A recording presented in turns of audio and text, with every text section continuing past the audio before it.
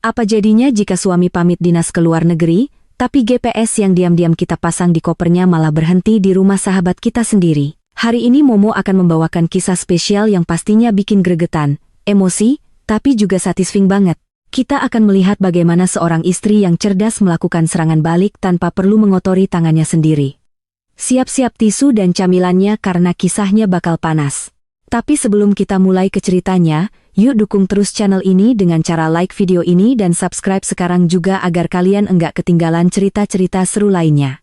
Dan seperti biasa, Momo pengen sapa-sapa kalian dulu nih. Coba absen di kolom komentar di bawah, tulis nama kalian asal kota dan ketik hadir, Momo tunggu ya. Oke, kalau sudah tarik napas dalam-dalam. Mari kita masuk ke kisah Renita dan Wildan berikut ini. Suara detak jam dinding yang berirama konstan seolah menjadi satu-satunya teman Renita malam itu, jarum jam sudah menunjukkan pukul 8 malam. Namun, sosok Wildan suaminya belum juga menampakkan batang hidungnya. Di atas meja makan, hidangan kapcai kuah kesukaan Wildan sudah mulai dingin. Panasnya telah lama menghilang. Renita menghela napas panjang, mencoba menepis rasa gelisah yang merayap di hatinya. Biasanya Wildan selalu memberi kabar jika akan terlambat. Namun hari ini, pesan singkat Renita sejak sore tadi hanya berakhir dengan 2 centang abu-abu. Terdengar suara mobil berhenti di halaman depan. Wajah Renita seketika cerah. Ia bergegas menuju pintu utama, merapikan sedikit rambutnya yang tergerai, ingin menyambut suaminya dengan penampilan terbaik. Pintu terbuka. Wildan masuk dengan napas sedikit terengah. Dasinya sudah longgar dan jasnya tersampir asal di lengan. Wajahnya menyiratkan kepanikan, namun ada sesuatu yang lain di matanya. Sesuatu yang sulit dibaca oleh Renita. "Mas, kau baru pulang. Aku khawatir banget loh," sapa Renita lembut sambil mengambil alih tas kerja suaminya. Wildan tidak langsung menjawab. Ia menghempaskan tubuhnya ke sofa ruang tamu, memijat pelipisnya seolah sedang menanggung beban dunia. "Maaf ya, Bu, kantor lagi kacau balau hari ini, benar-benar gila." Renita duduk di sampingnya, menyodorkan segelas air putih yang memang sudah disiapkannya di meja tamu. "Minum dulu, Mas.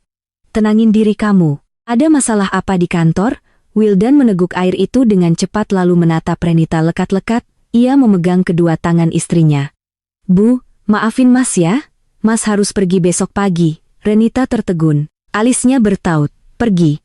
Maksud kamu dinas luar kota lagi? Kok mendadak banget sih, Mas? Biasanya kan ada pemberitahuan minimal seminggu sebelumnya." "Ini urgen Bu, mendesak banget," potong Wildan cepat. Nadanya terdengar sedikit meninggi karena gugup namun ia segera merendahkannya lagi. "Klien dari Singapura minta meeting darurat dan peninjauan proyek di sana. Bos enggak bisa berangkat karena sakit, jadi Mas yang ditunjuk. Mas enggak bisa nolak. Ini menyangkut promosi jabatan Mas tahun depan." "Singapura?" ulang Renita pelan. Ada rasa janggal yang menyelinap di benak Renita. Ia ingat betul, setiap kali Wildan ditugaskan dinas luar kota, apalagi ke luar negeri, suaminya itu pasti akan mengeluh panjang lebar. Wildan adalah tipe orang rumahan yang paling malas jika harus mengurus paspor, packing, dan beradaptasi dengan hotel asing. Dulu saat ditugaskan ke Malaysia saja, Wildan menggerutu selama 3 hari berturut-turut, tapi kali ini Renita menatap mata suaminya. Meski mulut Wildan mengucapkan kata-kata keluhan tentang betapa lelahnya ia harus terbang besok pagi, mata itu tidak bisa berbohong, ada binar aneh di sana. Ada setitik antusiasme yang berusaha keras disembunyikan di balik wajah lelah yang dibuat-buat itu. "Berapa lama Mas?" tanya Renita berusaha menyembunyikan kecurigaannya. "Seminggu Bu, paling cepat 5 hari kalau urusannya lancar," jawab Wildan. Kini ia sudah bangkit dari sofa dan berjalan menuju kamar tidur. "Mas harus packing sekarang. Pesawatnya besok jam 10 pagi." Renita mengikuti langkah suaminya menuju kamar. Ia melihat Wildan membuka lemari dengan gerakan cepat mengeluarkan koper biru tua favoritnya. Koper itu adalah hadiah ulang tahun dari Renita 2 tahun lalu. "Biar ibu bantu siapin bajunya ya, Mas," tawar Renita sambil membuka laci pakaian dalam. Enggak usah, Bu." Tolak Wildan sedikit terlalu keras membuat gerakan tangan Renita terhenti di udara. Menyadari reaksinya yang berlebihan, Wildan buru-buru tersenyum kaku. "Maksud Mas, Ibu istirahat saja, pasti capek kan nungguin Mas pulang. Biar Mas siapin sendiri, Mas tahu kok mana baju yang mau dibawa untuk meeting resmi." Renita mundur selangkah, mengangguk perlahan. "Ya sudah, Kalau Mas maunya begitu, Ibu hangatin makan malam dulu ya. Iya Bu, makasih ya. Kamu memang istri terbaik, ujar Wildan lalu mengecup kening Renita sekilas sebelum kembali sibuk dengan tumpukan bajunya. Renita berjalan keluar kamar, namun langkahnya tidak menuju dapur. Ia berhenti di balik tembok pembatas ruang tengah, mengintip sedikit ke arah pintu kamar yang tidak tertutup rapat. Hatinya berdesir tidak enak. Istri kadang bekerja lebih cepat daripada logika. Sikap Wildan malam ini terlalu ganjil, terlalu bersemangat untuk seseorang yang mengaku terpaksa pergi. Dan penolakannya saat Renita ingin membantu Peking tadi itu bukan kebiasaan Wildan. Biasanya Wildan paling manja, selalu minta disiapkan segala sesuatunya mulai dari kaos kaki sampai perlengkapan mandi. Renita memutuskan untuk kembali ke kamar dengan membawa nampan berisi teh hangat, beralasan ingin menemani suaminya berkemas. Ia melangkah pelan, sengaja tidak menimbulkan suara langkah kaki. Saat ia sampai di ambang pintu kamar, pemandangan di depannya membuat darahnya berdesir hebat. Wildan tidak sedang memasukkan baju ke koper. Ia sedang berdiri membelakangi pintu, menghadap ke arah cermin rias. Di tangannya ada ponsel. Jari jemarinya menari lincah di atas layar, mengetik pesan dengan cepat. Dan yang membuat dada Renita sesak adalah pantulan wajah suaminya di cermin itu. Wildan tersenyum. Bukan senyum lelah, bukan senyum sopan pada klien. Itu adalah senyum merekah, senyum penuh bunga-bunga, senyum seorang pria yang sedang jatuh cinta. Sesekali ia menggigit bibir bawahnya menahan tawa kecil saat membaca balasan di layar ponselnya. "Mas," panggil Renita. Suaranya sedikit bergetar.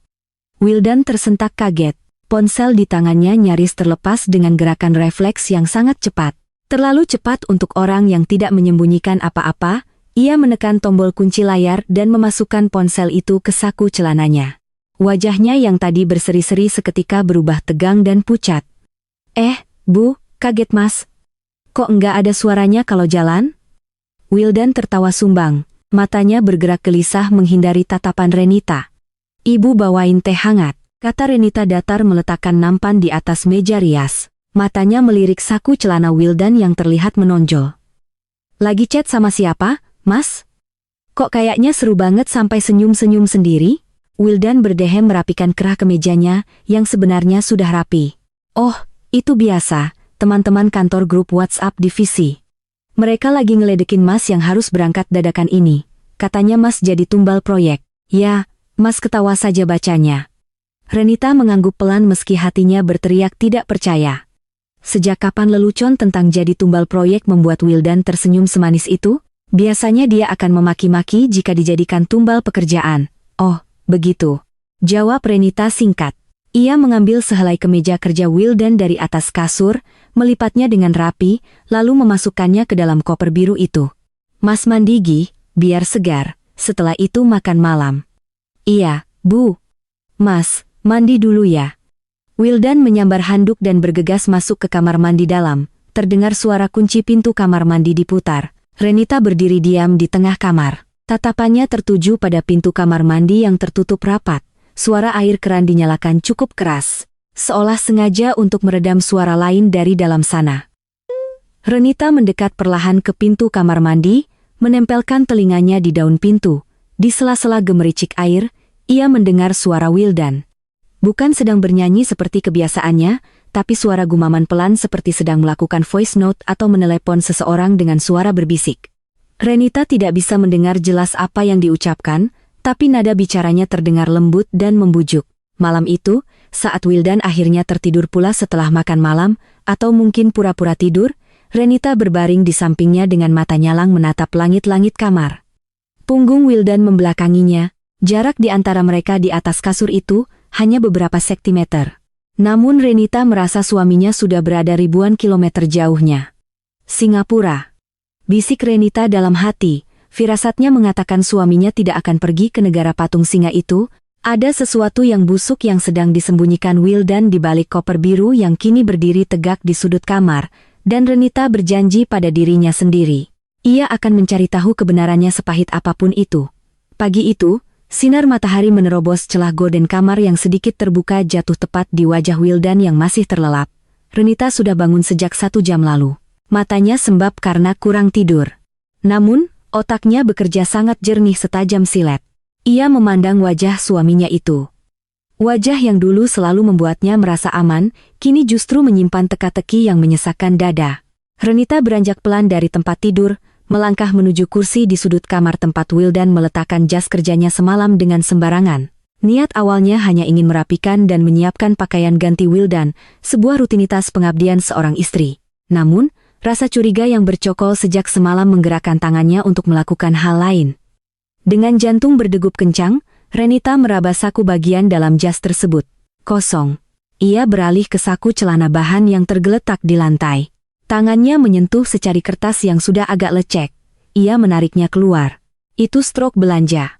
Mata Renita membelalak saat membaca rincian yang tertera di sana. Strok dari sebuah toko perhiasan ternama di pusat kota tertanggal kemarin siang saat Wildan bilang sedang rapat maraton dengan tim audit lontin emas putih inisial air 8 miliar rupiah. Dada Renita terasa dihantam palu godam. Inisial air. Apakah itu untuknya, Renita? Tapi hari ini bukan ulang tahunnya, bukan juga ulang tahun pernikahan mereka. Dan semalam Wildan tidak memberikan apa-apa. Jika memang itu kejutan, kenapa Wildan tidak memberikannya sebelum berangkat dinas panjang atau apakah itu untuk orang lain? Nama Risma, sahabat baiknya melintas sekilat di benaknya. Tapi Renita buru-buru menepisnya. Enggak mungkin Risma. Batinnya menyangkal. Mungkin Mas Wildan mau kasih kejutan pas pulang nanti. Meski mencoba berpikir positif, rasa sakit itu tetap menjalar. Ia menyimpan kembali strok itu ke tempat semula, membiarkannya seolah tak tersentuh. Namun, penemuan itu membulatkan tekadnya. Rencana yang sempat ia ragukan semalam, kini harus ia laksanakan. Renita melirik jam dinding. Pukul 5.30 pagi, Wildan masih mendengkur halus, ia tahu kebiasaan suaminya. Sekali tidur susah dibangunkan. Renita berjingkat menuju laci meja riasnya, mengambil sebuah benda kecil berbentuk bulat pipih berwarna putih. Itu adalah smart tag atau pelacak GPS yang ia beli 2 bulan lalu untuk gantungan kunci mobilnya yang sering terselip. Namun, belum sempat ia pakai. Ia beralih ke koper biru Wildan yang berdiri tegak di dekat lemari. Dengan gerakan cekatan namun hati-hati, Renita membuka resleting koper itu. Isinya sudah rapi dengan tumpukan kemeja dan celana yang Wildan masukkan sendiri semalam. Renita meraba bagian dasar koper, mencari celah di lapisan kain furing bagian dalam. Tidak ada celah, ia harus membuatnya. Renita mengambil gunting kecil dari kotak jahitnya. Suara sobekan kain terdengar sangat nyaring di telinga Renita. Membuatnya menahan napas dan menoleh cepat ke arah kasur. Wildan bergerak sedikit, menggumam pelan, lalu kembali tenang. Renita menghela napas lega. Dengan tangan gemetar, ia menyelipkan benda bulat pelacak itu ke dalam sobekan kain, memastikannya tersembunyi jauh di antara kerangka koper dan lapisan busa.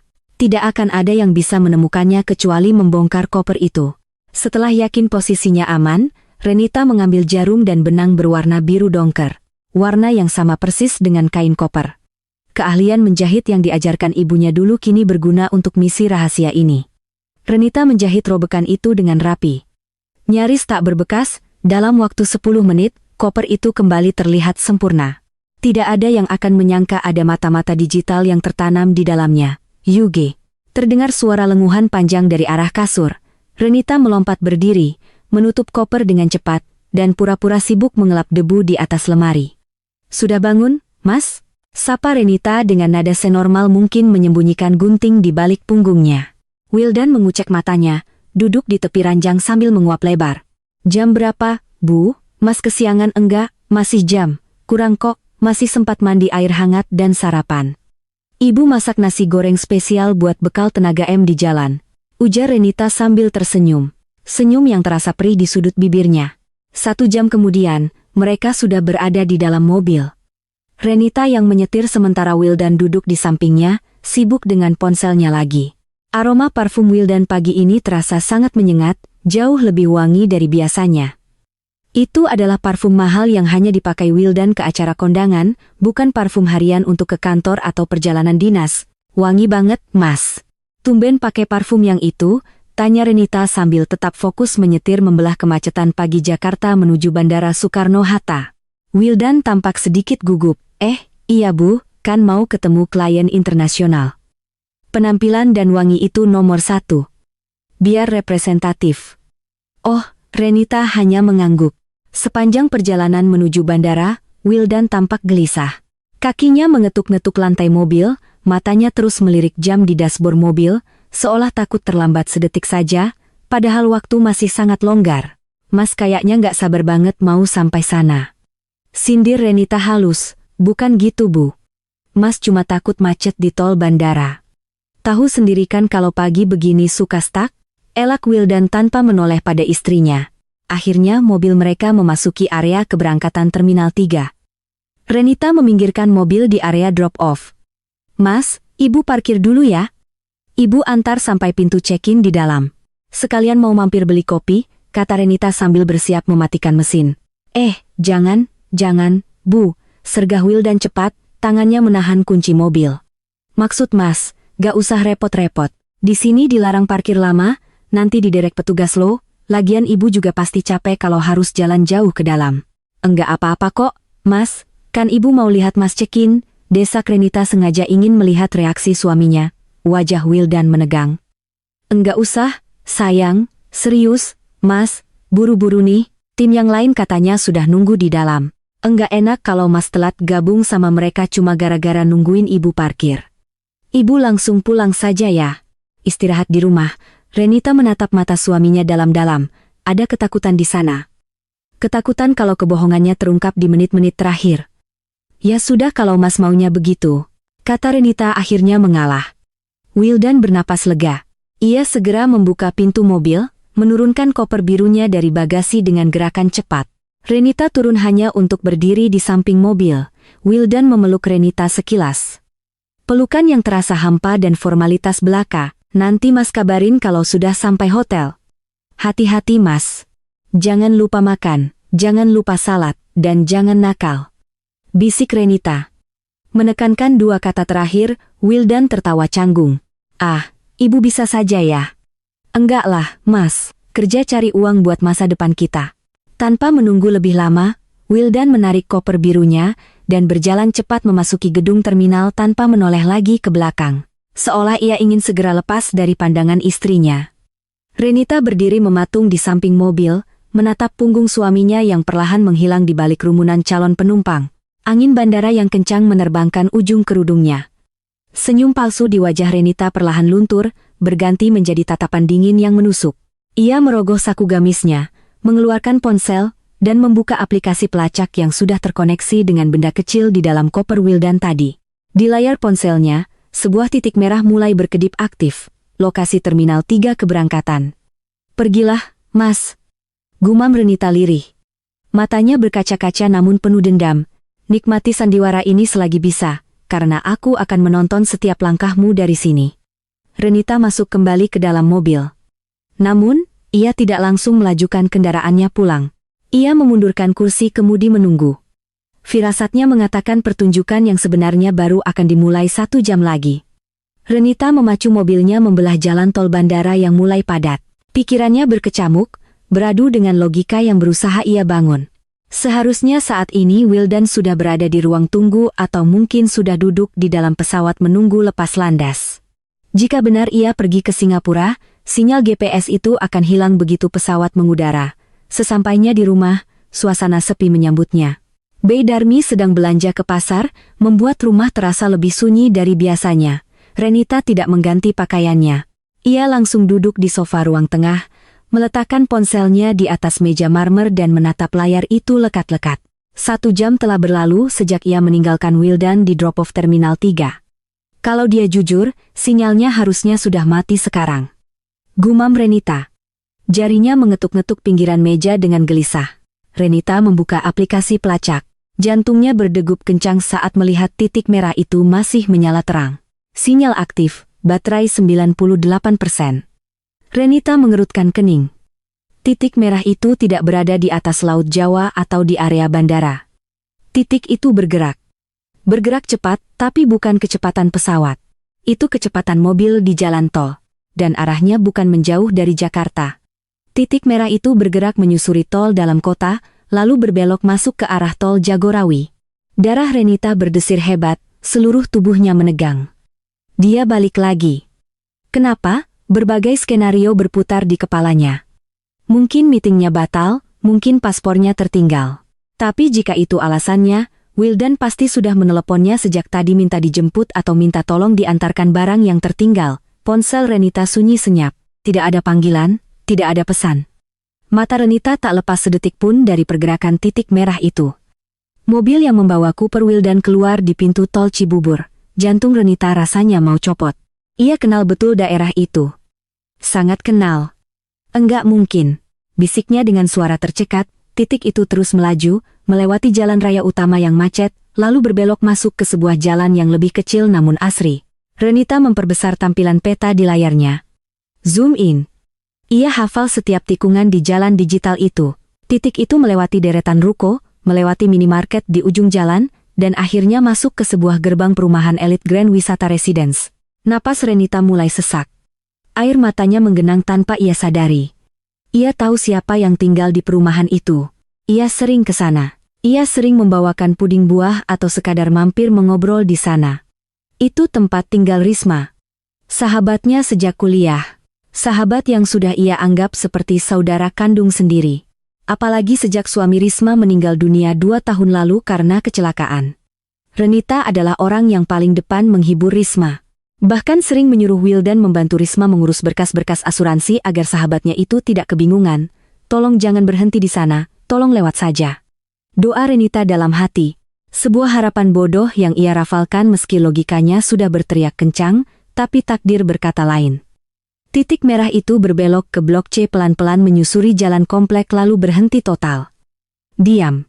Tak bergerak lagi, Renita menekan titik itu untuk melihat detail alamatnya. Jalan Sendana nomor 8. Ponsel di tangan Renita terlepas, jatuh berdebum ke karpet tebal di bawah meja. Dunia Renita seakan runtuh seketika. Tubuhnya lemas, bersandar pada punggung sofa dengan pandangan kosong. Itu benar-benar rumah Risma. Jadi, Singapura itu adalah Risma. Dinas luar negeri itu hanya jarak tempuh 1 jam dari rumah mereka. Renita tertawa pelan. Tawa yang terdengar mengerikan di ruangan yang sunyi itu. Tawa yang bercampur dengan isak tangis yang tertahan. Betapa naifnya dia selama ini. Liontin inisial R di saku celana Wildan. Tentu saja itu Risma bukan Renita. Ingatannya melayang pada kejadian bulan lalu. Saat itu ada acara syukuran di rumah Risma. Wildan begitu rajin membantu mengangkat kursi dan memasang tenda. Sementara Renita sibuk di dapur membantu memasak. Saat itu Renita berpikir Wildan hanya bersikap baik pada sahabat istrinya yang sedang janda. Renita bahkan sempat memuji suaminya. Makasih ya mas, sudah bantuin Risma. Kasihan dia enggak ada laki-laki di rumah. Kasihan. Renita mengulang kata itu dengan nada jijik. Ternyata di balik kata kasihan itu ada niat busuk yang tersembunyi rapi. Renita memungut kembali ponselnya. Tangannya gemetar hebat, namun amarah mulai membakar rasa sedihnya. Ia membuka galeri foto, mencari foto kebersamaannya dengan Risma. Foto mereka berdua yang sedang tertawa lebar sambil memegang gelas jus. Wajah Risma di foto itu terlihat begitu polos dan bersahabat. Tegak kamu, Ris? Desis Renita. Aku yang hapus air matamu waktu suamimu meninggal. Aku yang pinjamkan bahu waktu kamu kesepian, dan ini balasanmu. Tiba-tiba ponselnya bergetar. Sebuah pesan masuk dari Wildan. Renita menahan napas membuka pesan itu. Sebuah foto pemandangan saya pesawat di balik jendela dengan latar langit biru awan putih. Kapsin, Alhamdulillah sudah di pesawat, Bu. Sebentar lagi take off.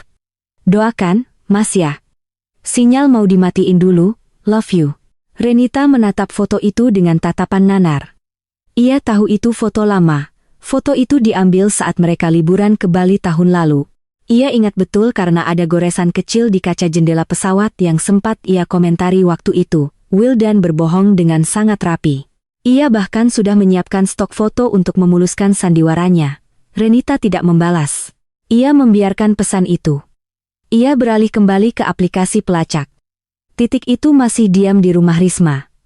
1 jam kemudian titik itu masih di sana. 2 jam kemudian masih di sana. Hingga sore menjelang, koper biru itu tidak bergerak 1 inci pun dari rumah sahabatnya. Renita bangkit dari sofa. Ia berjalan menuju kamar mandi, membasuh wajahnya yang sembab dengan air dingin. Ia menatap pantulan dirinya di cermin. Wanita di cermin itu terlihat rapuh, matanya merah, hidungnya bengkak. Enggak, ucap Renita pada bayangannya sendiri. Ia menggeleng tegas. Kamu gak boleh hancur cuma karena laki-laki pengkhianat dan teman bermuka dua. Jangan menangis lagi, Renita. Air matamu terlalu mahal untuk mereka. Ia mengeringkan wajahnya dengan handuk kasar. Sorot matanya berubah. Tidak ada lagi Renita yang lembut dan penurut. Yang ada kini adalah Renita yang terluka. Dan wanita yang terluka adalah makhluk paling berbahaya di dunia. Renita keluar dari kamar mandi, mengambil buku catatan kecil dan pena. Ia mulai menulis poin-poin rencana.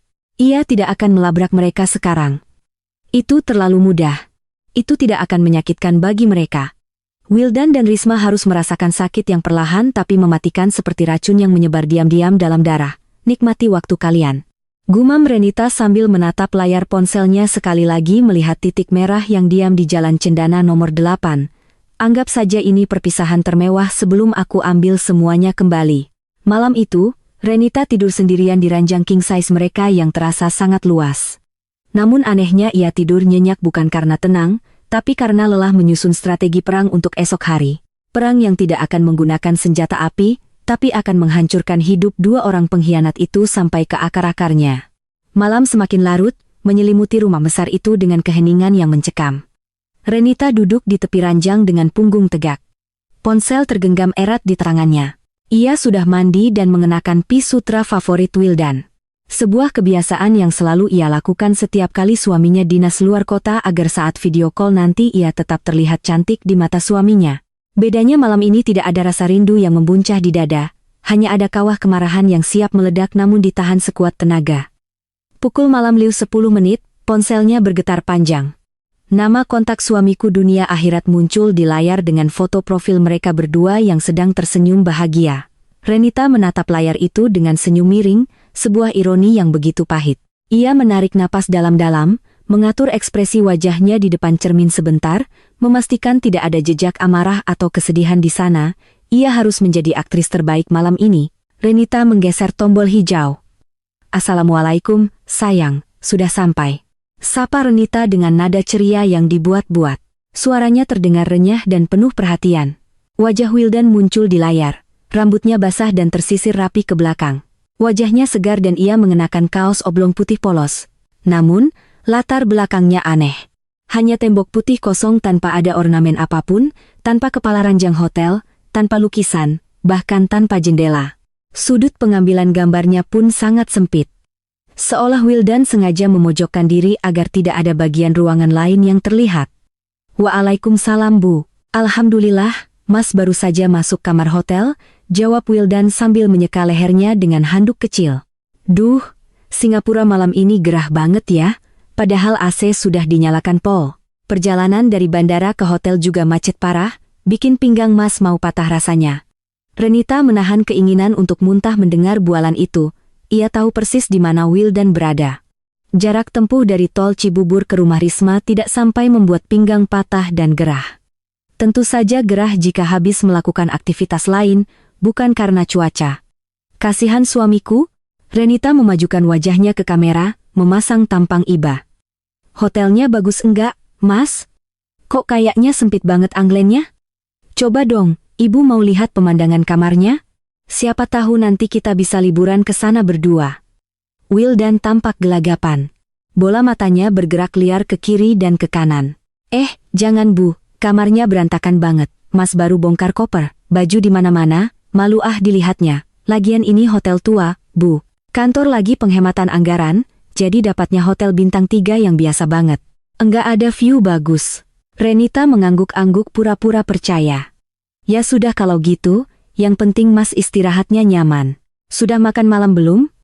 Sudah tadi di jalan makan nasi. Enak banget. Bohong Wildan lagi. Padahal Renita yakin saat ini di meja makan Risma pasti tersaji masakan rumahan. Risma jago masak sop buntut makanan kesukaan Wildan. Tiba-tiba di tengah obrolan mereka terdengar suara denting jam yang sangat khas. Teng-teng. Suara itu berat, bergema, dan berirama lambat. Itu bukan suara jam dinding digital hotel modern, itu suara lonceng dari jam lemari antik berbahan kayu jati. Jantung Renita berdegup kencang. Ia kenal suara itu. Sangat kenal. Itu adalah suara jam warisan kakek Risma yang berdiri megah di ruang tamu rumah sahabatnya itu. Renita sering menginap di sana dulu, dan suara jam itu selalu terdengar setiap jam berganjil. Wajah Wildan memucat seketika. Ia berusaha menutupi kepanikannya dengan batuk-batuk kecil, mencoba menyamarkan suara lonceng di latar belakang. "Suara apa itu, Mas? Kok kayak suara jam antik?" tanya Renita dengan nada polos. Namun matanya menatap tajam ke pupil mata suaminya lewat layar ponsel. Wildan tertawa sumbang, tawanya terdengar kering. "Oh, itu iya Bu. Di lobi hotel di bawah ada jam antik gede banget." Suaranya kencang sampai kedengaran ke lantai atas. "Maklum, bangunan tua, peredam suaranya jelek." "Oh, kirain Mas lagi di rumah seseorang," pancing Renita pelan. "Maksud Ibu, rumah siapa?" Nada bicara Wildan mendadak defensif dan meninggi. "Ya, siapa tahu Mas mampir ke rumah teman lama yang tinggal di Singapura gitu." Elak Renita santai lalu tersenyum manis untuk meredakan ketegangan Wildan. Wildan menghela napas lega. Bahunya yang tadi tegang kini turun sedikit. "Enggak lah, Bu. Mas di sini kerja bukan reuni. Enggak kenal siapa-siapa juga di sini." Renita diam sejenak, membiarkan keheningan mengisi percakapan mereka selama beberapa detik. Ia sedang menyiapkan jarum terakhir untuk menusuk rasa nyaman suaminya malam ini. "Oh, iya, Mas. Ibu tiba-tiba kepikiran Risma," ucap Renita tiba-tiba. Ekspresi Wildan kembali kaku. "Risma? Kenapa tiba-tiba bahas Risma?" "Iya, tadi Ibu lihat status Wananya kayaknya dia lagi sedih sendirian. Kasihannya dia. Sudah 2 tahun jadi janda, pasti kesepian banget di rumah segede itu," ujar Renita sambil memperhatikan setiap kedutan di wajah suaminya. "Mas, ingatkan Risma suka banget sama coklat Singapura yang ada gambar singanya itu. Nanti kalau Mas sempat, beliin ya buat dia. Biar Ibu yang kasih nanti pas Mas pulang." Hitung-hitung menghibur sahabat Ibu, Renita melihatnya. Ia melihat dengan jelas mata Wildan melirik ke arah samping kamera. Bukan ke layar, seolah sedang menatap seseorang yang duduk tak jauh di depannya. Ada senyum tipis yang tertahan di bibir Wildan, dan ada anggukan kepala yang sangat samar seolah meminta persetujuan orang tersebut. "Boleh, Bu, ide bagus. Nanti Mas carikan kalau sempat ke duty free," jawab Wildan. Suaranya terdengar lebih lembut, ada nada sayang yang terselip. Tapi Renita tahu nada itu bukan ditujukan untuknya, melainkan untuk wanita yang sedang duduk di depan Wildan saat ini. Wanita yang namanya baru saja disebut. "Makasih ya Mas. Mas memang suami yang paling perhatian. Sama istri perhatian, sama sahabat istri juga perhatian." Sindir Renita halus. Namun Wildan yang sedang dimabuk asmara tidak menangkap sarkasme itu. "Ya sudah, Bu. Mas mau lanjut kerja sedikit lagi. Ada laporan yang harus dibaca. Ibu tidur ya, jangan begadang. Jaga kesehatan di rumah." Wildan buru-buru ingin mengakhiri panggilan. Mungkin si tuan rumah sudah tidak sabar menunggu giliran bermanja. "Iya, Mas juga." "Love you," ucap Renita datar. "Love you too Bu." Sambungan terputus. Layar kembali gelap. Renita meletakkan ponselnya di kasur. Ia tidak menangis kali ini. Hatinya sudah membeku. Suara jam antik tadi adalah konfirmasi final yang tak terbantahkan. Tidak ada lagi keraguan sedikit pun. Ia membayangkan di seberang sana di rumah Jalan Cendana nomor 8 itu, Wildan dan Risma mungkin sedang tertawa bersama menertawakan kebodohannya. Mereka mungkin berpikir Renita adalah istri naif yang mudah dibohongi dengan latar tembok putih dan alasan sinyal jelek. "Tertawalah sepuasnya malam ini," bisik Renita pada keheningan kamar. "Karena besok aku tidak akan hanya dia menonton." Renita mematikan lampu kamar utama, gelap gulita. Namun di dalam kepalanya, rencana demi rencana mulai menyala terang. Investigasi senyap akan dimulai besok pagi. Ia butuh bukti yang lebih konkret dari sekadar GPS dan suara jam. Ia butuh angka, ia butuh kertas, dan ia butuh fakta hukum yang akan membuat Wildan tidak bisa berkutik sedikit pun saat hari penghakiman tiba. Pagi itu, Renita tidak lagi mengenakan daster rumahan seperti biasanya. Ia berdiri di depan cermin mengenakan blazer biru tua dan celana bahan yang pas di tubuh. Pakaian kerjanya dulu, sebelum ia memutuskan menjadi ibu rumah tangga penuh waktu demi Wildan. Wajahnya dipulas make up tipis namun tegas, menyamarkan lingkaran hitam di bawah matanya. Aura kelembutan yang biasa memancar darinya kini berganti dengan ketegasan yang dingin. Bedarmi yang sedang menyapu ruang tengah menatap majikannya dengan heran. "Ibu mau pergi tumben rapi sekali pagi-pagi." Bu Renita mengangguk sambil memasukkan dompet dan map berisi dokumen penting ke dalam tas tangannya. Iya, Bey. Saya ada urusan penting seharian ini, mungkin sampai sore. Ia berjalan mendekat pada asisten rumah tangga yang sudah mengabdi 5 tahun itu. Renita memegang bahu Bey Darmi pelan.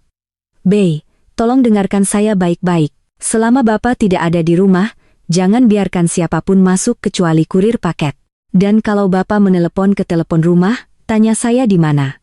Bilang saja Ibu sedang ke rumah orang tua Ibu, HP-nya ketinggalan di kamar. Mengerti? Bidarmi melihat keseriusan di mata majikannya. Tanpa banyak tanya, wanita parubaya itu mengangguk patuh. Mengerti, Bu? Bibik akan jaga rumah. Tujuan pertama Renita adalah Ban. Ia duduk di bilik kaca customer service dengan wajah datar meminta pencetakan rekening koran 3 bulan terakhir dari rekening tabungan bersama yang selama ini dipegang akses utamanya oleh Wildan. Renita memang jarang mengecek rekening itu karena ia percaya sepenuhnya pada suaminya untuk mengelola pos pengeluaran besar. Sementara ia hanya mengelola uang belanja bulanan, lembar demi lembar kertas keluar dari printer, matriks. Suaranya berdecit memecah keheningan. Petugas B menyerahkan tumpukan kertas itu dalam amplop coklat. Renita tidak menunggu sampai di rumah. Ia duduk di dalam mobilnya yang terparkir di Basembang lalu merobek amplop itu dengan tidak sabar. Matanya menelusuri deretan angka debit dan kredit dengan teliti. Jari telunjuknya berhenti di satu baris transaksi pada tanggal 5 bulan lalu. Transfer keluar 50 juta. Keterangan Risma Catering. Napas Renita tercekat juta. Wildan bilang bulan lalu bonus tahunannya dipotong perusahaan karena kinerja divisi menurun. Ternyata uang itu lari ke sini. Matanya kembali menelusuri baris berikutnya. Transfer keluar 15 juta. Pembayaran RS. Tanggal ini sama persis saat Risma operasi usus buntu. Transfer keluar 7.500.000, pelunasan cicilan motor. Darah Renita mendidih. Ia ingat betul. Bulan lalu Wildan menolak membelikan AC baru untuk kamar tamu yang rusak dengan alasan kita harus hemat Bu, ekonomi lagi sulit. Tapi ternyata di belakang punggung Renita, suaminya menjadi mesin ATM berjalan bagi janda itu. Wildan membiayai hidup Risma menggunakan uang tabungan masa depan mereka. Uang yang sebagian besar berasal dari hasil penjualan tanah warisan orang tua Renita, yang dulu ia masukkan ke rekening bersama sebagai modal kepercayaan. Hebat kamu, Mas. Uang warisan bapakku kamu pakai untuk menghidupi pelakor, desis Renita. Tangannya meremas kertas rekening koran itu hingga kusut, namun, Renita tahu kemarahan saja tidak akan menyelamatkan asetnya. Ia menyalakan mesin mobil dan melaju ke tujuan kedua. Kantor Hukum Hendra Rekan. Pak Hendra adalah pengacara senior sahabat mendiang ayah Renita. Pria parubaya itu menyambut Renita dengan senyum hangat yang langsung berubah menjadi kerutan prihatin saat melihat wajah tegang putri sahabatnya itu. Di ruang kerja yang kedap suara, Renita menumpahkan semuanya bukan dengan air mata, tapi dengan data. Ia menunjukkan bukti transfer. Ia menceritakan tentang GPS dan kecurigaannya. Pak Hendra melepas kacamata bacanya, menghela napas panjang. Renita, Om turut prihatin. Tapi Om bangga, kamu tidak gegabah. Langkah kamu datang ke sini sudah tepat.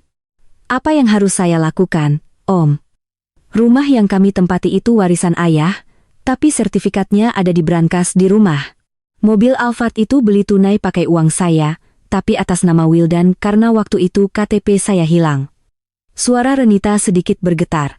Ketakutan terbesarnya bukan kehilangan suami, tapi kehilangan harga diri dan peninggalan orang tuanya.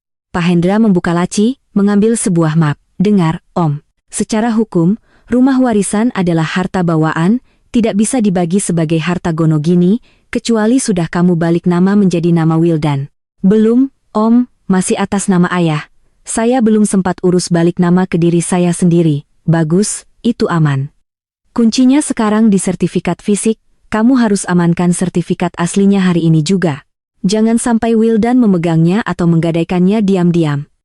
Untuk mobil dan tabungan bersama, kita harus bergerak cepat sebelum dia sadar kamu sudah tahu. Kamu punya akses banking atau token rekening itu? Ada, Om.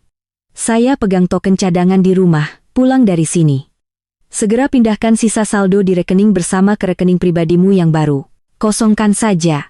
Jika dia tanya nanti, bilang saja untuk investasi atau deposito, Buat dia tidak curiga sampai kamu siap menendang dia keluar. Dan satu lagi, Pak Hendra menatap tajam. Kumpulkan bukti perzinahan yang lebih visual. Rekening koran membuktikan perselingkuhan finansial. Tapi untuk memenangkan gugatan cerai mutlak dan hak asuh atau tuntutan lainnya, kamu butuh bukti visi keberadaan mereka berdua. Renita mengangguk mantap.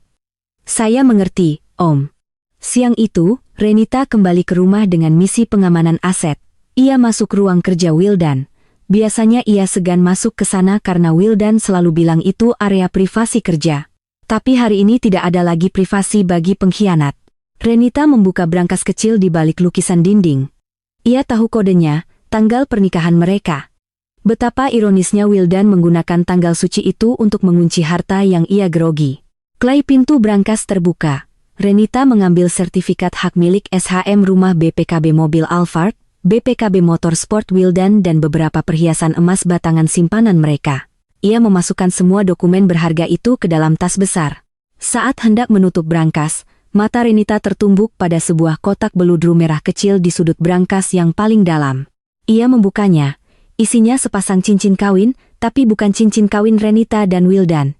Di bagian dalam cincin itu terukir nama Wildan Harisma 2024. Tangan Renita gemetar hebat hingga kotak itu terjatuh. 2024, tahun ini mereka sudah bertukar cincin. Apakah mereka sudah menikah siri? Dugaan itu menghantam ulu hati Renita. Pantas saja Wildan begitu loyal mengeluarkan uang. Pantas saja ia berani menginap berhari-hari. Risma bukan sekadar selingkuhan.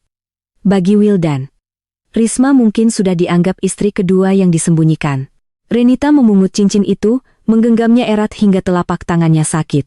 Rasa sakit itu ia butuhkan untuk menjaga kewarasannya tetap terjaga. Baiklah, Mas. Kalau kamu sudah main sejauh ini, aku pun tidak akan setengah-setengah. Gumam Renita. Ia mengosongkan brankas itu sepenuhnya, hanya menyisakan satu lembar kertas di dalamnya. Fotokopi buku nikah Renita dan Wildan yang sudah ia coret silang besar dengan spidol merah. Sore harinya, Renita pergi ke bank lain untuk menyewa safe deposit box atas namanya sendiri. Ia mengunci semua masa depan finansialnya di sana, jauh dari jangkauan tangan panjang Wildan. Langkah pertama, keuangan selesai, aset aman.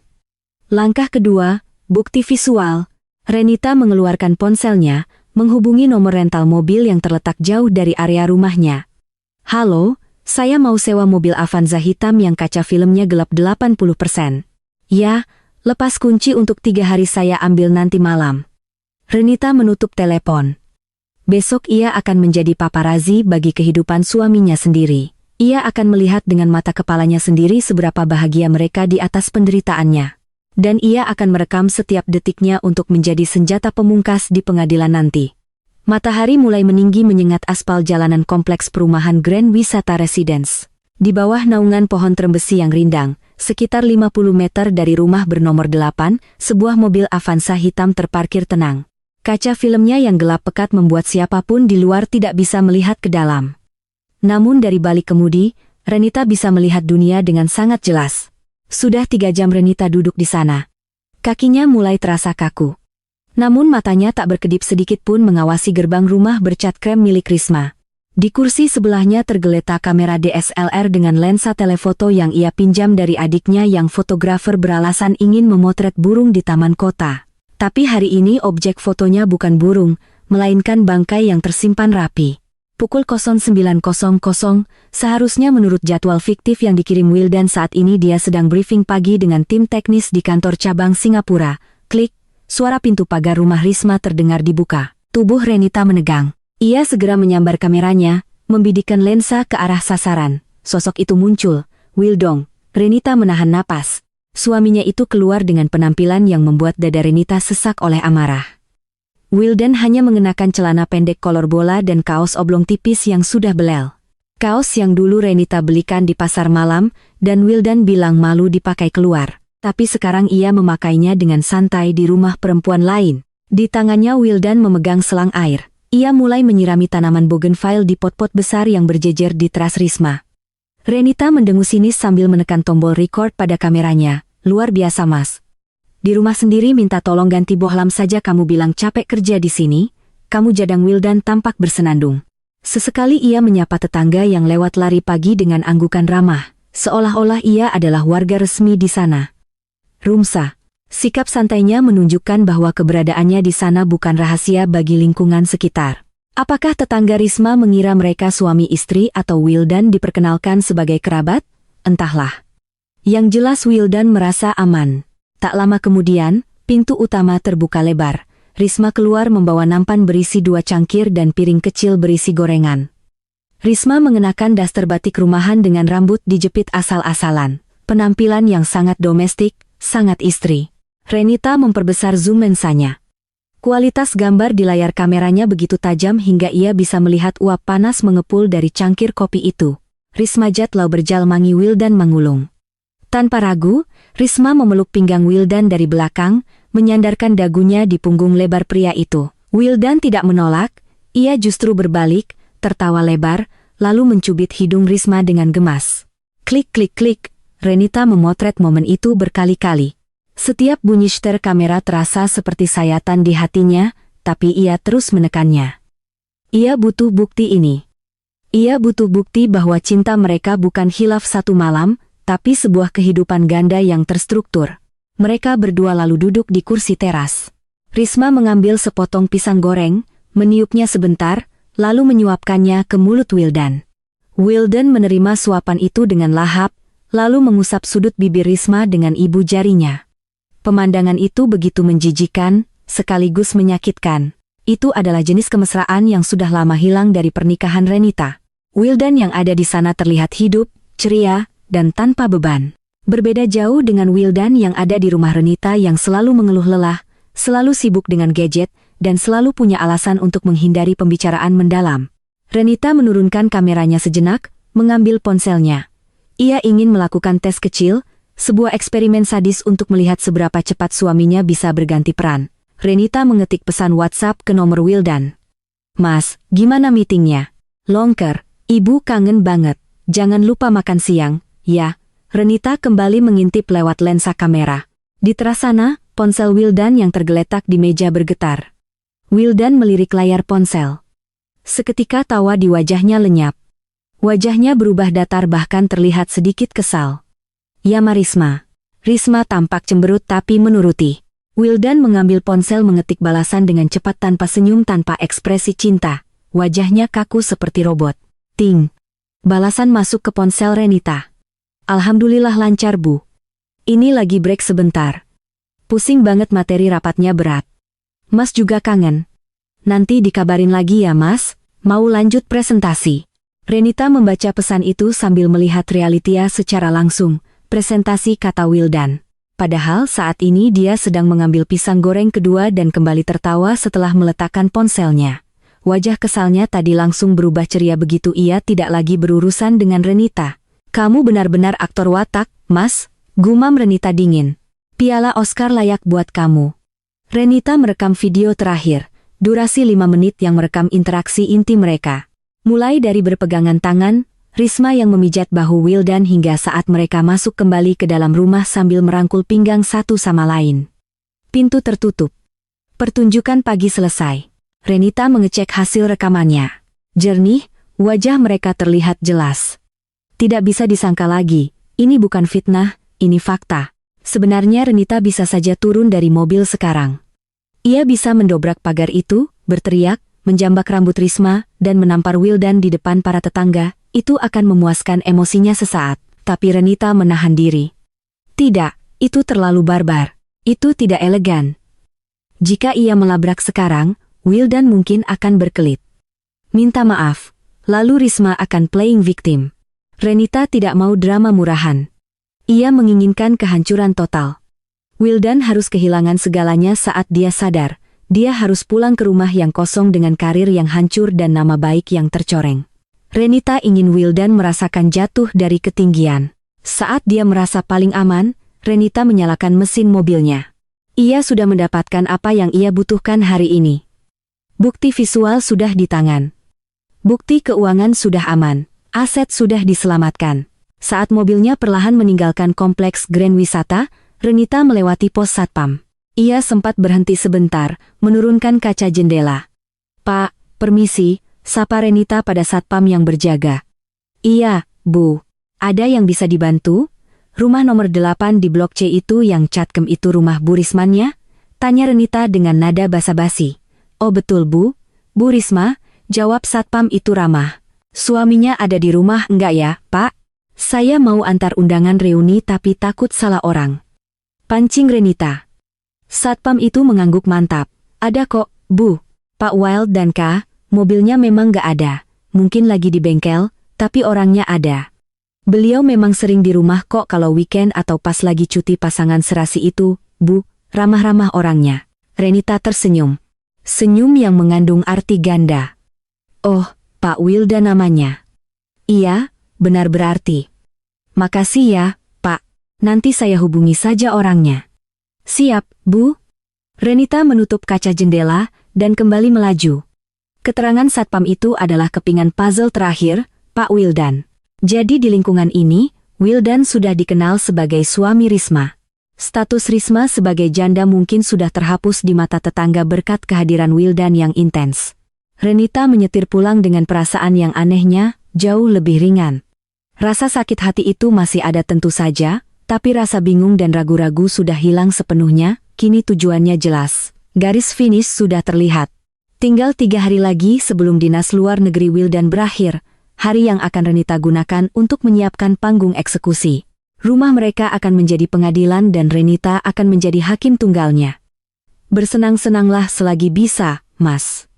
Bisik Renita pada angin yang berhembus dari AC mobil. Karena tiket pulangmu nanti bukan menuju pelukanku, tapi menuju neraka yang kamu buat sendiri. Sisa waktu 3 hari sebelum kepulangan dinas Wildan dimanfaatkan Renita dengan efisiensi yang mengerikan. Tidak ada lagi air mata, tidak ada lagi perenungan di pojok kamar. Renita bergerak seperti mesin penghancur yang tenang namun mematikan. Rumah mewah itu kini menjadi gudang aktivitas pembersihan besar-besaran. Target pertama, garasi. Pagi itu, seorang pria berjaket kulit datang dengan wajah sumringah. Ia adalah pedagang motor bekas yang Renita hubungi lewat marketplace semalam. Di hadapannya terparkir motor sport 250cc berwarna merah menyala. Kebanggaan Wildan. Motor itu dirawat Wildan lebih baik daripada ia merawat pernikahannya. Setiap minggu pagi motor itu pasti dicuci, dipoles, dan dipanaskan mesinnya hingga suaranya meraung-raung mengganggu tetangga. Yakin dijual segini, Bu? Ini harganya jauh di bawah pasaran loh. Surat-surat lengkap kan? Tanya pedagang itu setengah tak percaya. Tangannya mengelus tangki bensin motor yang mulus tanpa goresan. Renita menyerahkan BPKB dan STNK asli. Lengkap, Pak. Pajak hidup. Saya jual cepat saja karena garasi mau saya pakai buat kandang kucing, sempit kalau ada motor gede begini. Alasan yang tidak masuk akal, tapi si pedagang tidak peduli. Baginya ini durian runtuh. Baik, Bu.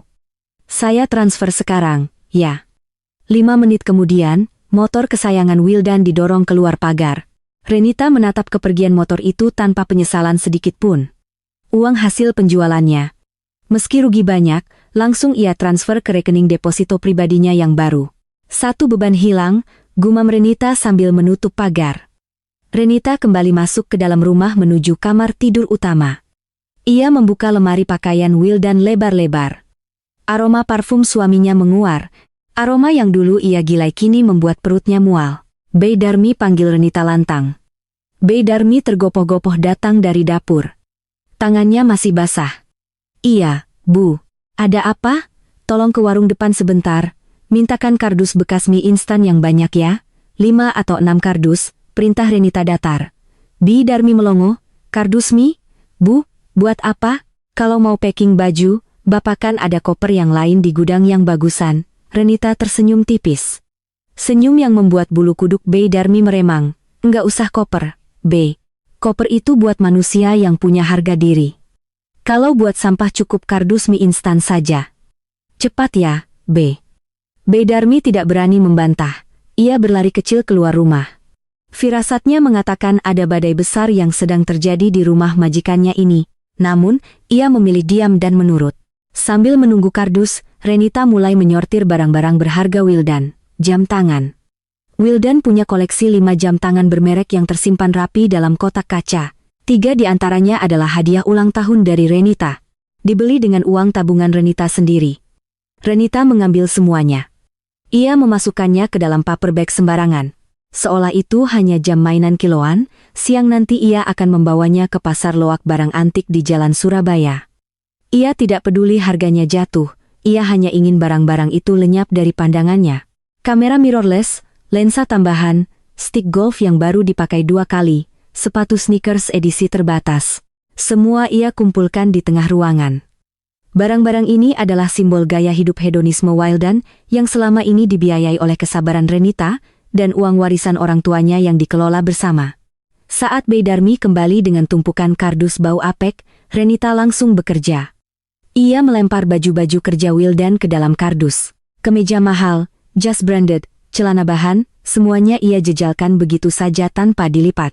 Tidak ada lagi perlakuan istimewa, tidak ada lagi setrika licin dan wangi.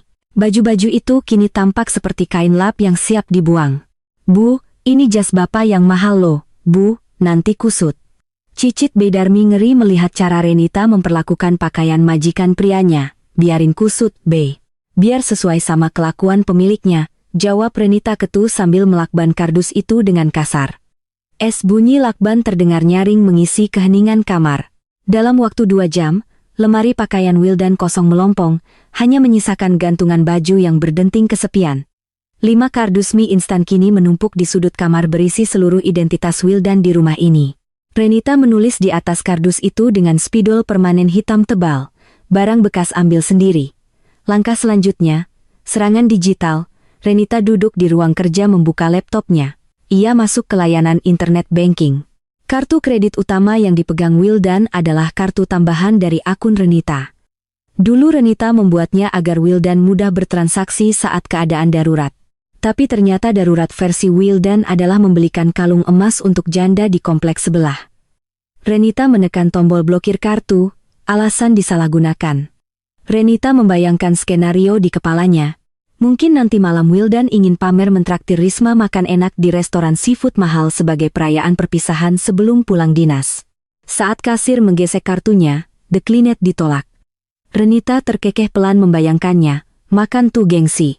Ia juga mengganti password Netflix, Spotify, dan semua akun layanan berlangganan yang terdaftar atas email Renita, namun dipakai Wildan di iPad-nya. Hal-hal kecil memang, tapi Renita ingin memastikan saat Wildan keluar dari rumah ini, dia tidak akan bisa menikmati fasilitas kecil apapun yang dibayar oleh Renita. Sore harinya, rumah itu terasa aneh, lebih luas, lebih gema, namun lebih bersih. Aura Wildan perlahan mulai terhapus. Foto-foto pernikahan yang terpajang di dinding ruang tamu sudah diturunkan Renita dan ditumpuk terbalik di lantai gudang. Sebagai gantinya, Renita memasang lukisan abstrak besar yang selama ini disimpan di gudang karena Wildan tidak menyukainya. Sekarang rumah ini kembali menjadi milik Renita sepenuhnya, seleranya, aturannya. Renita duduk di sofa dengan secangkir teh, menatap tumpukan kardus di sudut ruangan. Beidarmi panggilnya lagi. Iya, Bu. Mulai besok kunci kamar tamu dikunci rapat, ya. Kunci duplikatnya simpan di saya. Kalau Bapak pulang lusa dan tanya kenapa kamarnya kosong, bilang saja Ibu lagi redecora kamar, barang-barang dipindah ke teras. Jangan bilang isinya sudah di dalam kardus mie. Baba baik, Bu. Ibu enggak apa-apa? Tanya Beidarmi memberanikan diri. Matanya berkaca-kaca melihat ketegaran majikannya yang tak lazim ini. Renita menoleh, tersenyum tulus untuk pertama kalinya dalam minggu ini. Saya enggak pernah merasa sebegini baiknya. Berasanya kayak baru sembuh dari penyakit kronis yang sudah lama menggerogoti badan. Malam itu, Renita tidur di kamar yang kini terasa sangat lega tanpa barang-barang Wildan. Ia tidak merasa kesepian. Ia merasa berkuasa. Di layar ponselnya, titik GPS Wildan masih diam di rumah Risma. Renita tidak lagi memantaunya setiap jam. Ia sudah tidak peduli Wildan sedang apa. Baginya, pria di rumah Risma itu sudah mati. Yang akan datang lusa hanyalah tamu tak diundang. Yang harus diusir dengan cara yang paling terhormat namun menyakitkan. Semua persiapan sudah selesai. Panggung sudah siap, aset sudah aman. Bukti sudah di tangan. Renita memejamkan mata, pulanglah, Mas. Kejutan sesungguhnya bukan di Singapura, tapi di sini. Di rumah yang dulu kamu sebut surga, tapi kamu jadikan tempat persinggahan semata. Hari yang dinanti akhirnya tiba, hari Selasa pukul sore. Langit Jakarta tampak mendung menggantung, seolah mendukung suasana hati Renita yang kelabu namun penuh kilatan petir tersembunyi. Renita duduk di kursi rotan di balkon lantai 2. Tempat favoritnya untuk memantau jalanan kompleks tanpa terlihat dari luar.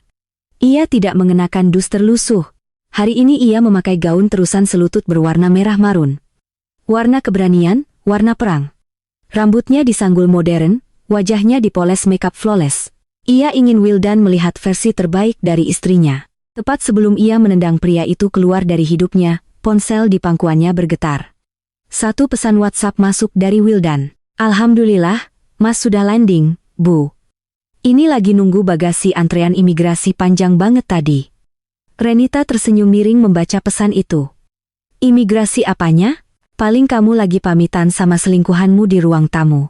Jari jemari Renita menari lincah di layar ponsel mengetik balasan jebakan. Alhamdulillah, Ibu jemput ke bandara ya. Mas, Ibu sudah siap nih. Kangen banget pengen peluk Mas. Sekalian kita makan malam di luar. 3 detik kemudian, status Wildan berubah menjadi tipping lalu berhenti, lalu tipping lagi. Terlihat jelas keraguan-raguan di sana. Jangan, Bu. Enggak usah, Mas.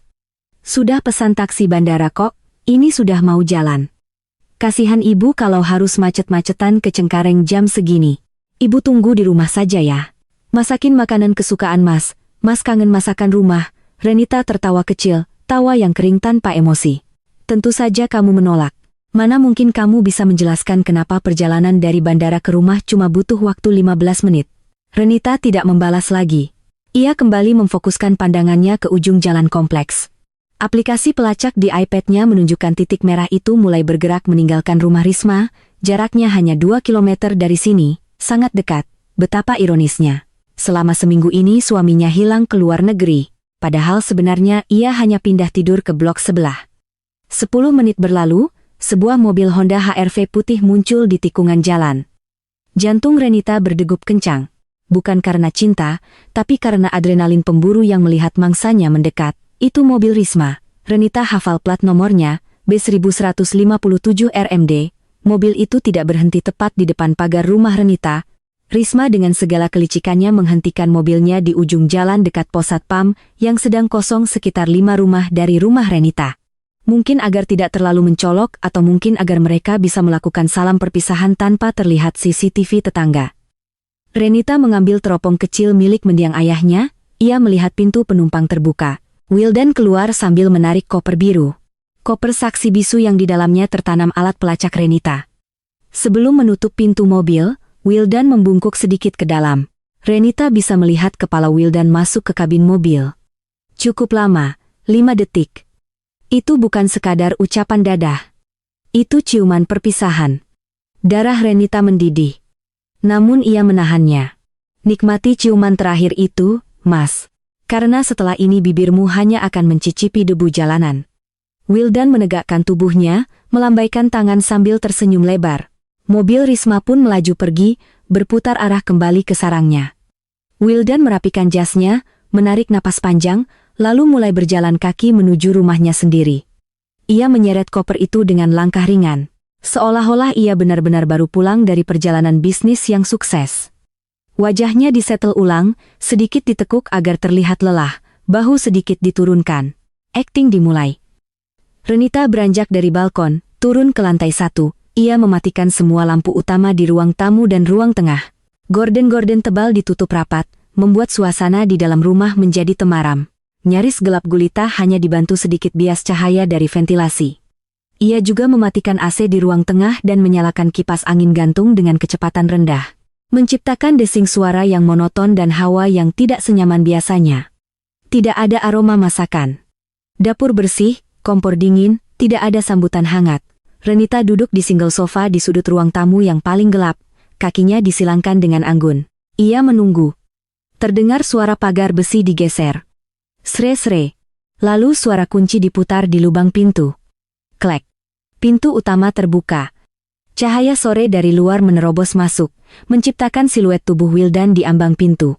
Pria itu menyeret kopernya masuk lalu menutup pintu kembali. Assalamualaikum. Suara Wildan terdengar ceria, namun sedikit ragu saat melihat kondisi rumah yang gelap. Bu, Mas pulang? Hening, tidak ada jawaban.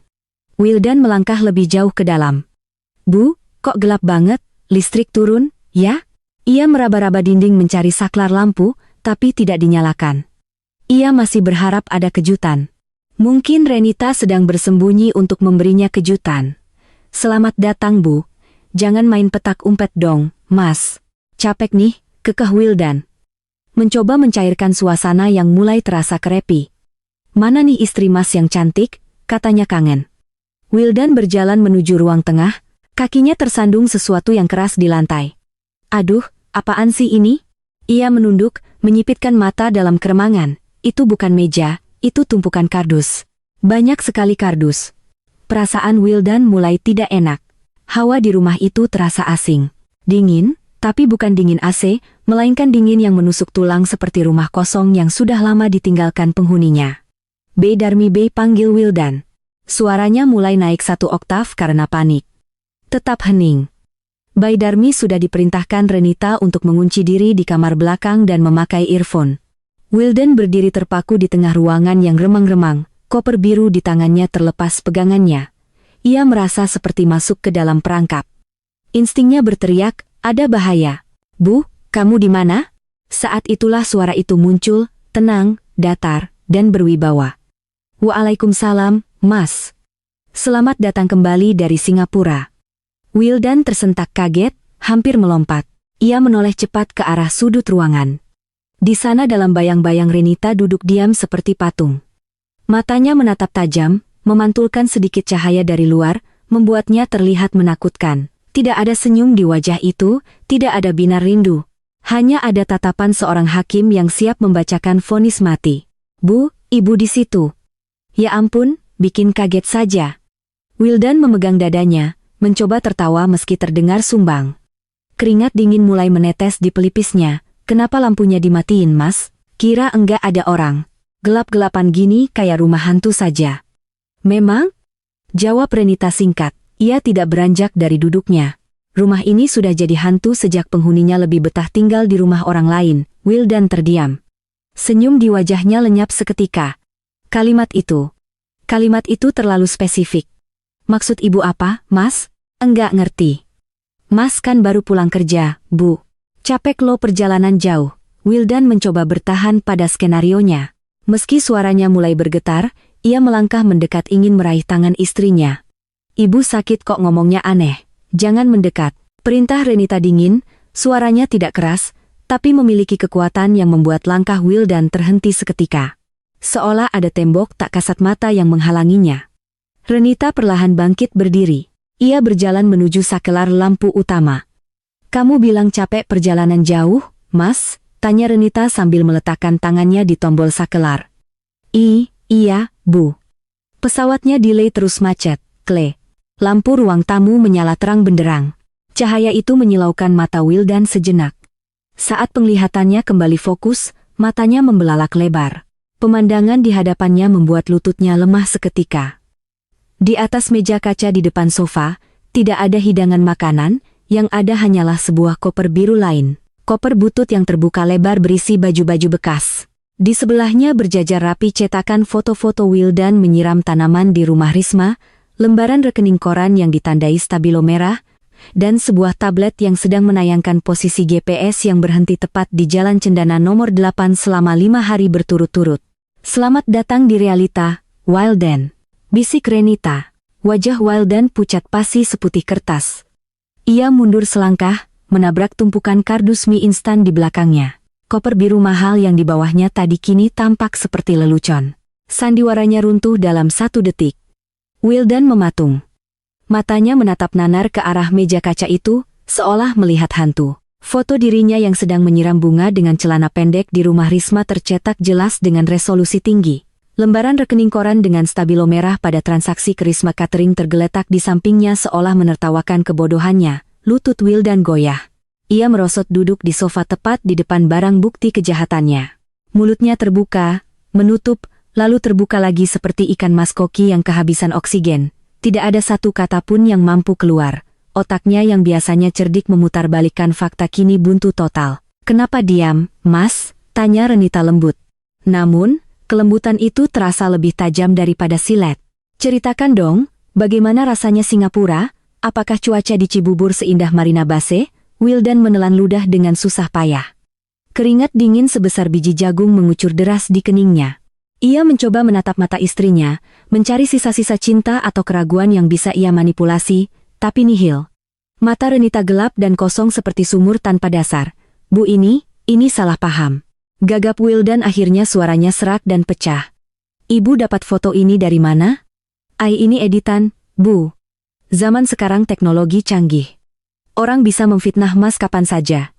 Mas di Singapura, Bu. Sumpah demi Allah. Renita tertawa pelan. Tawa yang terdengar mengerikan di telinga Wildan. Jangan bawa-bawa nama Tuhan untuk menutupi busukmu, Mas. Potong Renita datar. Ia mengambil tablet di meja, menggeser layarnya dan menyodorkannya tepat di depan wajah Wildan. Lihat titik merah ini. Itu bukan santet, itu GPS. Smart tag yang kujahit sendiri di dalam koper birumu sebelum kamu berangkat. Kamu pikir aku bodoh? Aku melihatmu keluar dari bandara, masuk tol dan berhenti di rumah janda itu. 5 hari, Mas. 5 hari kamu di sana tanpa bergerak sedikit pun. Wajah Wildan berubah dari pucat menjadi abu-abu. Ia baru sadar selama ini ia membawa musuh dalam selimut, bukan musuh dalam koper bersamanya. Mas bisa jelaskan? Wildan mencoba bangkit. Tangannya gemetar ingin meraih tangan Renita. Mas memang kesana tapi cuma mampir. Risma, dia lagi butuh bantuan, Bu, dia depresi, dia mau bunuh diri, Mas sebagai sahabat cuma mencoba menolong, Mas enggak ngapa-ngapain. Renita menepis tangan Wildan dengan kasar. Seolah tangan itu penuh kuman penyakit. Menolong. Renita mengambil remote TV di sebelahnya. Mari kita lihat definisi menolong versi kamu. Renita menekan tombol play. Layar TV besar di ruang tamu menyala. Video yang direkam Renita dari dalam mobil kemarin pagi terpampang jelas. Di layar terlihat Wildan sedang duduk santai di teras. Risma datang membawakan kopi lalu memeluk leher Wildan dari belakang. Wildan tertawa lalu mencubit pipi Risma. Tidak terlihat seperti orang yang sedang mencegah percobaan bunuh diri. Terlihat seperti sepasang pengantin baru yang sedang dimabuk asmara. Audio dari video itu terdengar jernih karena jarak mobil Renita cukup dekat dan suasana kompleks yang sepi. Suara Wildan di video. Tenang saja, yang si ibu negara di rumah itu gampang dikibulin. Bilang aja dinas. Beres. Dia kan tahunya cuma masak sama dandan. Suara Risma. Tapi kalau dia curiga gimana, Mas? Uang transferan kemarin aman. Suara Wildan. Aman. Dia enggak pernah cek rekening. Dia terlalu percaya sama aku. Bodoh banget kan? Padahal itu uang warisan bapaknya. Tapi aku yang nikmatin sama kamu. Mereka berdua tertawa di video itu. Tawa yang kini menggema di ruang tamu Renita, memantul di dinding-dinding rumah, menghantam harga diri Wildan hingga hancur berkeping-keping. Renita mematikan TV. Keheningan kembali menyergap, kali ini jauh lebih mencekam. Wildan jatuh berlutut, kakinya benar-benar tidak kuat lagi menopang tubuhnya. Bukti itu telak, tidak ada celah untuk berkelit. Kata bodoh yang ia ucapkan di video itu kini berbalik menampar wajahnya sendiri. Bu, ampun, Bu. Wildan mulai menangis. Air mata buaya menetes. Ia bersujud di kaki Renita, mencoba memeluk kaki istrinya. Mas hilaf, Mas diguna-guna sama dia. Mas enggak sadar ngomong gitu. Demi Tuhan, Mas cuma cinta sama ibu. Renita mundur selangkah menghindari sentuhan suaminya. Wajahnya jijik. Hilaf itu sekali. Mas, kalau sudah 5 hari sudah transfer puluhan juta, sudah punya cincin couple di brankas, itu bukan hilaf. Itu doyan. Itu niat, ucap Renita dingin. Renita menendang pelan koper butut yang berisi baju bekas di dekat kaki Wildan. Berdiri perintah Renita. Wildan mendongak, matanya merah dan basah. Bu, jangan begini. Kita bicara baik-baik, kita perbaiki semuanya. Mas janji akan putusin Risma sekarang juga. Jangan usir, Mas. Bu, Mas mau tinggal di mana? Itu bukan urusanku, jawab Renita tanpa emosi. Ia menunjuk tumpukan kardus mie instan di sudut ruangan. Lihat kardus-kardus itu seluruh hartamu yang tersisa di rumah ini. Baju-baju bekasmu, celana dalammu, sikat gigimu, bawa semuanya. Wildan menatap kardus-kardus itu dengan horor. Maksud ibu apa? Rumah ini mobil, Mas, mobil. Renita tersenyum sinis. Alphard itu belinya pakai uangku, Mas. BPKB-nya sudah kuambil dari brankas dan kusamakan di safe deposit box. Motor sport kesayanganmu sudah kujual kemarin. Uangnya kuk pakai untuk ganti rugi air mataku. Rumah ini sertifikatnya atas nama almarhum bapakku. Kamu enggak punya hak 1 sentimeter pun di sini. Mata Wildan terbelalak lebar. Kamu jual motorku, kamu ambil semuanya. Aku hanya mengambil kembali apa yang menjadi hakku. Sahut Renita tajam. Kamu pikir aku akan diam saja saat kamu menggerogoti warisan orang tuaku untuk membiayai perempuan itu? Oh, ya, satu lagi, kartu kredit tambahanmu sudah kublokir, jadi jangan harap bisa gesek tunai untuk bayar hotel malam ini. Wildan bangkit berdiri. Wajahnya kini merah padam karena marah bercampur malu. Topeng suami penyesalannya lepas berganti menjadi wajah aslinya yang egois. Kamu tegar Renita? Aku ini suamimu. Kepala rumah tangga. Kamu nggak bisa lakukan ini seenaknya. Aku bisa tuntut kamu karena menggelapkan aset suami. Bentak Wildan mencoba menggertak. Renita tidak gentar sedikit pun. Ia justru melangkah maju, menantang tatapan mata Wildan. Tuntut saja, Pak Hendra, pengacara keluarga kita sudah memegang semua bukti perzinahanmu. Rekaman video, bukti transfer, chat, lokasi GPS. Kamu mau adu hukum? Silakan. Aku pastikan kamu keluar dari pengadilan bukan cuma jadi duda miskin, tapi juga punya catatan kriminal perzinahan yang akan membuatmu susah cari kerja seumur hidup. Ancaman itu membungkam mulut Wildan seketika. Ia tahu siapa Pak Hendra, pengacara senior yang tidak pernah kalah. Wildan sadar ia sudah kalah telak sebelum perang dimulai. Skakmat. Renita menunjuk pintu keluar dengan jari telunjuknya yang lentik. Sekarang angkat kardus-kardus sampah itu, keluar dari rumahku. Detik ini juga, tapi, Bu. Ini sudah malam, Mas. Mau tidur di mana? Suara Wildan kembali merengek. Nyalinya ciut kembali. Pergilah ke Singapura MU, sindir Renita sadis. Risma pasti senang menampungmu. Lagi pula kalian kan pasangan serasi. Sama-sama pengkhianat sama-sama sampah, cocok. Wildan masih diam terpaku, kakinya berat untuk melangkah. Ia menatap sekeliling ruang tamu mewah itu. Sofa empuk yang biasa ia duduki, TV besar tempat ia main game, kenyamanan hidup yang selama ini ia nikmati gratis. Semuanya akan lenyap dalam hitungan detik. Renita mengambil ponselnya, menekan sebuah tombol panggilan cepat. Halo, Pak Satpam, tolong ke rumah saya sekarang. Ada orang asing yang bikin keributan dan menolak pergi. Bawa teman yang banyak, ya. Mendengar itu, Wildan panik setengah mati. Diusir istri saja sudah memalukan, apalagi jika harus diseret satpam kompleks di depan tetangga. Harga dirinya sebagai laki-laki akan hancur lebur. Dengan tangan gemetar dan air mata kekalahan, Wildan memungut kardus mie instan itu satu persatu. Ia menatap Renita sekali lagi, berharap ada keajaiban. Bu, benar-benar enggak ada kesempatan kedua. Renita menatapnya lurus, tatapan yang membunuh sisa-sisa harapan Wildan. Kesempatan kedua sudah mati saat kamu memutuskan untuk check-in di Hotel Jalan Cendana. Selamat tinggal, Wildan. Renita membalikkan badan, berjalan menaiki tangga tanpa menoleh lagi, meninggalkan suaminya yang kini tak lebih dari seorang gelandangan di rumahnya sendiri. Suara gesekan kardus mie instan yang diseret di atas lantai keramik terdengar begitu menyedihkan. Wildan. Mantan eksekutif muda yang biasanya berjalan tegak dengan dagu terangkat kini membungkuk lesu. Kedua tangannya penuh. Tangan kanan menyeret koper butut berisi baju bekas. Tangan kiri mendekap tumpukan kardus berisi sisa harga dirinya. Saat Wildan mencapai pintu depan, dua orang satpam berbadan tegap sudah berdiri di sana dengan wajah garang. Mereka adalah Pak Asep dan komandannya yang dipanggil Renita tadi. Pak Wildan, sapa Pak Asep dengan nada yang tidak lagi hormat seperti biasanya? Bu Renita meminta kami memastikan Bapak meninggalkan area properti ini tanpa membawa barang yang bukan hak Bapak. Dan tolong jangan membuat keributan. Tetangga sudah mulai keluar rumah. Wildan menoleh ke belakang untuk terakhir kalinya. Ia melihat Renita berdiri di puncak tangga lantai 2. Wanita itu menatapnya dari ketinggian.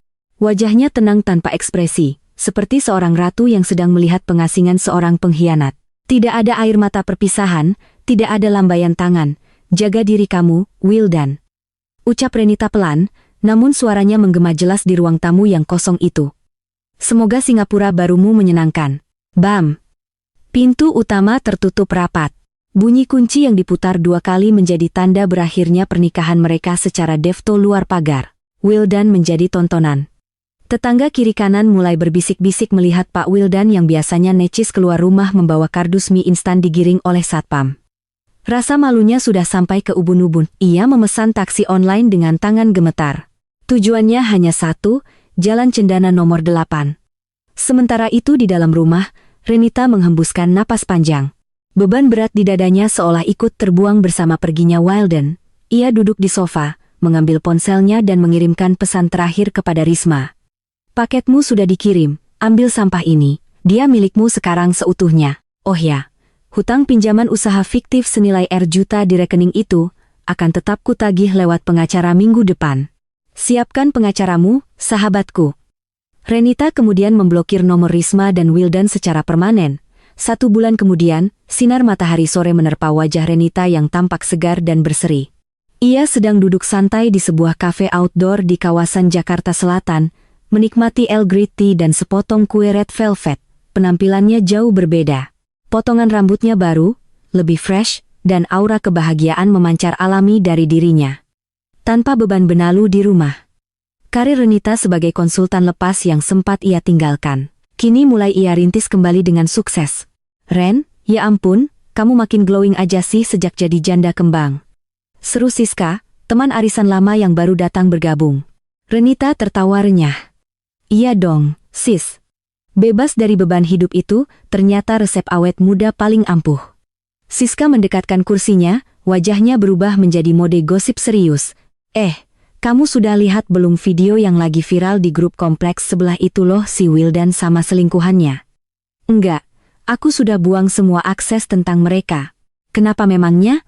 Tanya Renita santai sambil mengaduk tehnya. Siska menyodorkan ponselnya dengan antusias. Nih, lihat, karma itu dibayar tunai. Ren, tunai keras. Di layar ponsel Siska terlihat video amatir yang direkam seseorang dari balik pagar kos-kosan sempit. Di video itu terlihat Wildan yang kini tampak kurus, kucel, dan berkeringat sedang bertengkar hebat dengan Risma di teras kontrakan petak. Motor Matic Butu terparkir di sebelahnya, bukan lagi mobil mewah. Suara Risma di video, kamu bilang punya tabungan rahasia. Mana? Kontrakan ini saja nunggak 2 bulan. Aku malu mas, tahu gini mending aku cari laki-laki lain. Suara Wildan, sabar dong, Riz. Aku kan lagi ngelamar kerja sana-sini. Susah cari kerja gara-gara catatan gugatan dari Renita itu. Kamu jangan nuntut terus dong. Bantuin kek. Suara Risma. Bantuin apa? Uangku habis buat bayar hutang ke Renita. Kamu itu nggak guna mas. Tahu gitu aku nggak mau nampung kamu. Perang. Terdengar suara piring pecah dilempar Risma ke arah Wildan. Wildan hanya bisa menunduk, menutup wajahnya dengan tangan terlihat putus asa. Sang raja minyak yang dulu dipuja-puja Risma kini tak lebih dari beban hidup yang menyebalkan. Renita menonton video itu tanpa rasa simpati sedikit pun, ia hanya tersenyum tipis lalu mengembalikan ponsel Siska. Kasihannya, ucap Renita datar. Ternyata cinta mereka cuma seharga saldo ATM. Begitu saldonya nol, cintanya ikut error, Siska geleng-geleng kepala. Puas banget aku lihatnya, Ren. Risma sekarang jualan gorengan di depan gang buat nyambung hidup. Sementara Wildan katanya jadi ojek online, tapi akunya pinjaman karena KTP-nya bermasalah. Benar-benar hancur. Renita menyesap tehnya lagi. Rasanya manis dan hangat, ia menatap langit sore yang cerah. Dulu ia takut sekali kehilangan Wildan. Ia takut hidup sendiri. Tapi hari ini ia sadar bahwa kehilangan orang yang tidak tahu berterima kasih bukanlah sebuah musibah, melainkan anugerah Tuhan yang terbungkus rasa sakit. Wildan dan Risma kini terjebak dalam neraka kecil yang mereka bangun sendiri. Saling menyalahkan, saling menyakiti, dihantui kemiskinan dan rasa malu. Sementara Renita, ia melangkah keluar dari kafe itu dengan kepala tegak. Sepatu hak tingginya mengetuk trotoar dengan irama percaya diri. Renita masuk ke dalam mobil barunya yang dibeli dengan namanya sendiri. Ia menyalakan mesin, memutar lagu favoritnya, dan melaju membelah jalanan ibu kota. Hidupnya baru saja dimulai, dan kali ini ia memegang kendali penuh atas kebahagiaannya. Tama. Pesan moral cerita. Kesetiaan adalah fondasi rumah tangga yang tak ternilai harganya. Jangan pernah menukar berlian. Pasangan tulus yang menemanimu dari nol hanya demi sebuah batu kerikil. kesenangan sesaat yang terlihat berkilau. Karena saat kemewahan hilang, batu kerikil itu hanya akan menjadi beban yang melukaimu. Sementara berlian yang kau buang akan bersinar semakin terang di tangan pemilik barunya. Ya.